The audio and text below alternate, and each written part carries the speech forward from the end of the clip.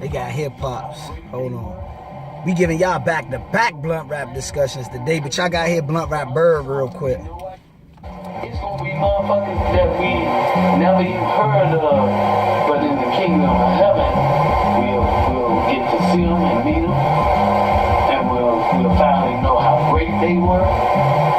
If you can feel what I'm saying, because it's unsung. You know why you're attracted to it? Because you know that everybody don't get their due.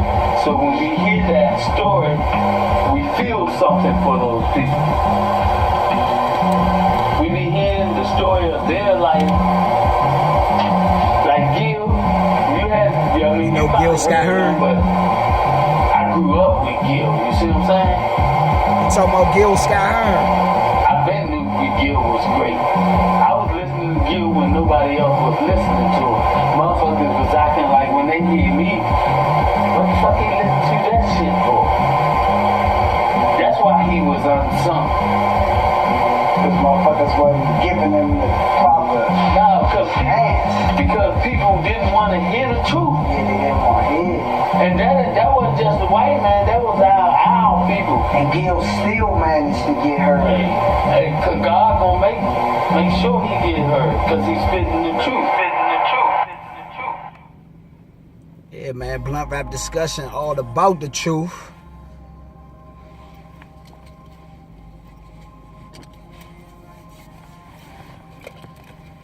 Fuck it. This feel like remember the episode of Fresh Prince when the new mother came in, and they looked at the camera. I know motherfuckers looking at me. I thought he was fasting. I lasted like 12 days, man. Shit be hard out here. The weed. Y'all know what the weed provide. What we gonna talk about, man? Shit, we was talking about that little papoose shit when he was talking about death.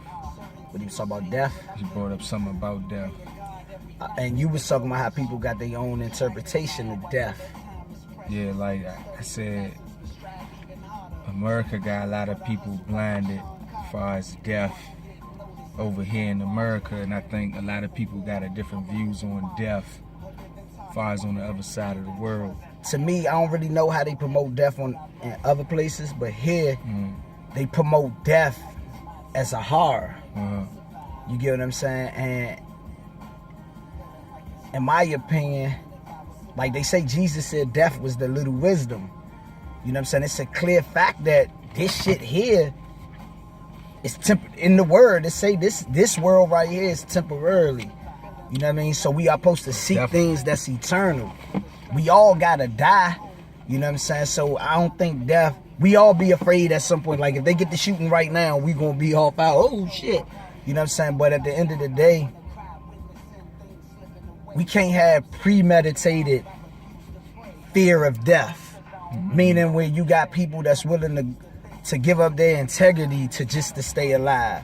That's why truly people like Martin Luther King and the Muhammad Ali's and the Malcolm X's, those popular ones, but it's been many. You gotta say, or even when we looked at the movie IP Man, when the general, the little Japanese was about to attack his wife, and he chose to beat his ass in that moment, for his morals or what he believed in, he wasn't afraid to die in that moment. You get what I mean? And just I believe, what? Just like to compliment that what you just said, the movie, what's that jump called? Is it Crash? Returns Howard? Returns Howard. The opposite of what IP Man did. You know what I'm saying? When they got pulled over by the police? When they got pulled over by the police, and the police nigga was feeling on this wife's body. You feel what I'm saying? And they showed, in that part of the movie, they showed like, far as what a motherfucking black person go through, a black man, and you know what I'm saying, and a woman. And it showed you how much the science, how much systematically it affects our household. Yeah. Because at the end of the day, like he said, he could have got out of pocket and got shot in the head by the police, right? Exactly. So he went in human instincts to try to survive, But look what he lost. But see, it shows you look, how it America, affected his marriage. It affected his marriage. Because she viewed it as see, if it's showing you it got an effect on black men, period. As far as the women and the system. But real quick, she viewed it as if no matter if he's a police officer or not, you're my husband, they violated me. Exactly. It is what it is. But at the same time, he's viewing it like almost like how on the movie The Book of Eli, when it gets to that part where Denzel wanted to help the couple that they ran up on, and he was like, stay on the path. This is not your battle. You know what I mean? In this world, I think a lot of things is about sacrifice. Because ultimately, they both did get to keep living. I ain't saying that's a right or wrong. That goes back, when you look at stories like that one, it goes back to only God could judge a man. That was a hard lesson. A hard lesson. It was a hard lesson, you know what I'm saying? Because in the end, you know, they showed the part where she got to get saved by the police that was doing that bullshit. And turns how it and as far as death, for what I even go through with the death of Mommy Red, death, to be honest, it's all types of deaths. People viewing death one way. A lot of shit come to an end, if you get what I'm saying. So,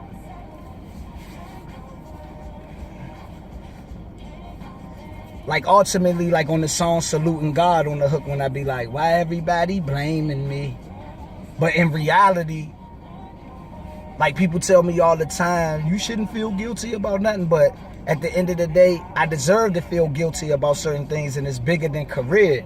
It's about God giving you lessons and choices. And I give y'all an example. You know what I'm saying?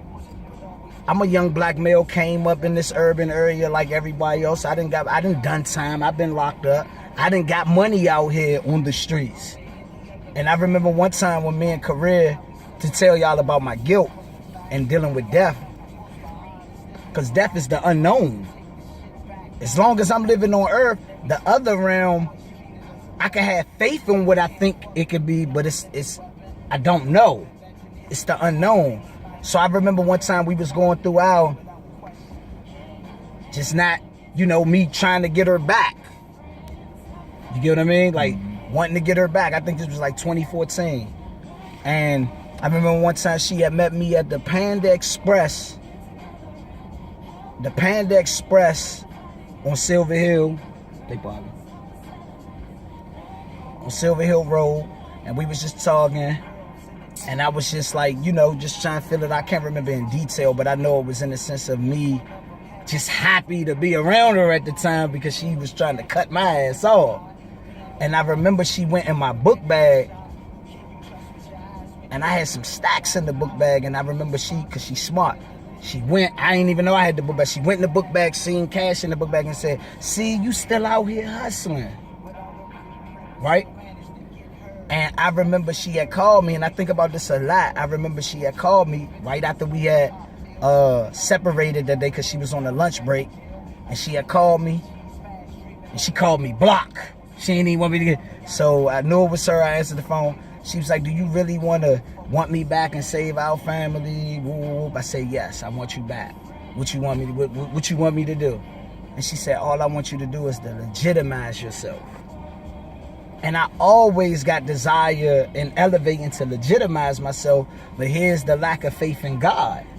I still felt like I had to put a little bit more time in the hustling because I'm putting a number on something instead of being the great nigga I am. And I stayed with a certain lifestyle. Even though I didn't make certain people do what it is, I was in an environment that I shouldn't have been in due to a certain lifestyle that God been warned me through career, through Mommy Red. And I chose to do something else. I chose to lean on my own understanding. Not because I'm wicked, but just because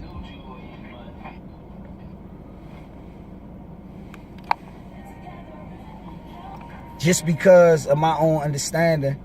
But long story short, nah, because they got to hear this shit, this verse. But basically,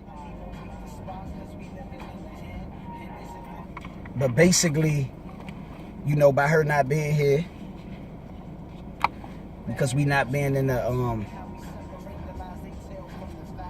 because we was in an environment that come from a certain lifestyle, a close person is gone. All I could do is pray to God, you know what I'm saying, to be reunited with a person to get what I needed to get out of it. But as far as while I'm on earth, like how you say a hard lesson, that's a real lesson. Because that's still death to me, if you get what I'm saying. Yeah. And it just lets me know, when I think about everything spiritual. It's like when we deal with death and lose loved ones that we were so close to, that's God giving person a clear hope. He's giving you something to hope for. So sometimes we can't always view it in a sad way, because some of the people that's gone might be in the best comfort of their life in the hereafter. So sometimes we be thinking we got all the answers, with God do things like take people out of our lives because he's the all-knowing. And that's how I know we don't view death how we really should view death, because look how we treat one another at times. You know what I mean? But what, you know, I'm talking. But that's cool. I want y'all to hear something too, man. On this song, Reach a High, this last verse. It's just basically like when I was just telling them when I was going through it with career, right? During these times. I remember I wrote this verse because I was trying to communicate with her through music. And that's what I had said to her. Hey, young man, get together and help your friends stop the fighting. And hey, young girl, stop the settlement and learn your words, start reaching higher. Two girls and a guy, that was me. But looking back at that situation, I couldn't see that one of them had my back from the very start. Whether good or bad, I think I broke her heart. Being in love is deep, but that cut shot. Who can you trust with your eyes when you living in the dark? I need more weed to spark, cause we living in the end. And is it really possible to have a true friend?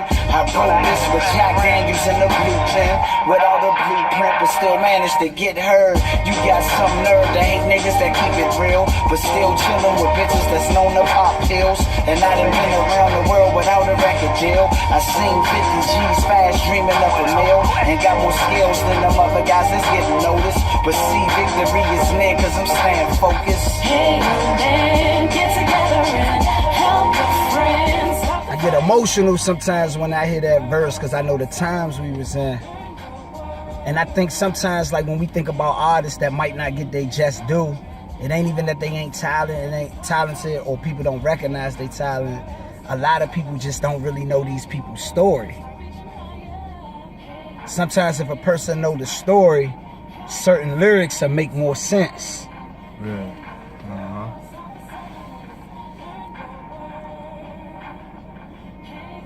But death, man, death gotta be probably in one of the top deep things ever in life. I remember Styles P on the song one time. He was like, sometimes in life the deepest lesson is death. I can't remember what song it was, but it always stood out to me when I heard Styles P say that. And that shit really is, you know what I'm saying? And we've been going through that mystery for a long time, bro. We was 19 when TeDDy lost his life over something that was foolish as it was. And even back then, even in that situation, I see the careless mistakes we made of just not having a clear head in certain situations that could lead to death.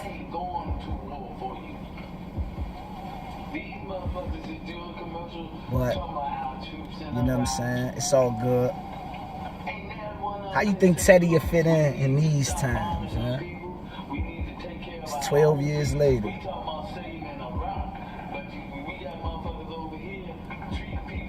TeDDy be doing good, you know what I'm saying? I think TeDDy will be doing good. cause he'll be focused. He'll be one of them niggas that, you know what I mean? And I always felt Miss Durbin, Mr. Durbin, even annoying Benita, I still believe they had a good family structure. You get what I'm saying? Like, you gotta salute Mr. and Miss Durbin for them to be older but still had enough energy to raise and still relate to a certain extent. Because Mrs. and Mr. Durbin was allowing a lot of stuff as far as TeDDy friends that our parents ain't all the way allowed, even though all our parents, like, shout out to Miss Jury, when I used to have the Vic, me and you, I was staying with y'all. We used to make sure we was out of that motherfucking house before they can see us, and we made sure we was in that motherfucker when they sleep, you know what I'm saying? But those was the times. And Mrs. and Mr. Durbin was kind of the same way. We used to be deep in there. Miss Durbin cook food for all of us. You know what I'm saying? A good family. I felt family when I was over there. So I believe TeDDy in these times, he definitely would have had a good... He wouldn't have to go through too much stuff on his own. You know what I'm saying? And a lot of that do go on too, man. God bless the child that can really make it up out of here when they on their own. Because sometimes truly being on your... It's too many death traps out here. This shit is really a game. You could really... Even though I know everything is destined and everything is written, but for our humanly mind, certain big things could have been avoided with little things. A lot of our people out here is taking lives. Like, we not really dying. Like, we really killing each other. You know what I'm saying? Like, we real life killing each other for real, for real. For no cause at the end of the day. You know, our cause got to start being bigger than he hating on me. You get what I'm saying? Like real talk. And at the end of the day, you know what I'm saying? It's fucked up to the point where it's hard to explain that to everybody. To the point where motherfuckers get caught up in shit that they ain't even... Shit wasn't even really meant for them. And like that shit, it was a sad story. You know what I'm saying? I view that like that with the Mommy Red situation. So it'd be like the gun be needed in a lot of this shit sometimes. It be needed. You know what I mean? I just think about it. We live in a world where a certain tool, like a pistol, is needed and not needed. You feel me? Because I've done a year fucking with a handgun. You know what I'm saying? So I just basically saying that's how hard the game is out here. The game of life. You know what I'm saying? Systematically, they got traps for us when they know the truth. When they know what type of demons certain people are up against out here. There's certain people that's working hard for the things that they get. And you got people that have no remorse that want to run up in that shit and take it. I don't give a fuck if it's material or not. That person worked to get that. It's nothing wrong with certain things. Heaven is heaven. If my big screen TV on a Sunday with my niggas looking at Russell Westbrook get a triple-double, that's what it is. Yeah. And the harshness of this life to this particular man is no reason for him to feel justified to take something he didn't work for. Yeah. So we living in a world where people living as if they're afraid to die, but their actions show you subconsciously these motherfuckers ain't afraid to die. Because a lot of shit changing out here. Niggas think it's cute to quote unquote run off with the plug. And I'm speaking bigger than drugs. I'm talking about niggas with that mentality, period. The war is coming. It's guns on both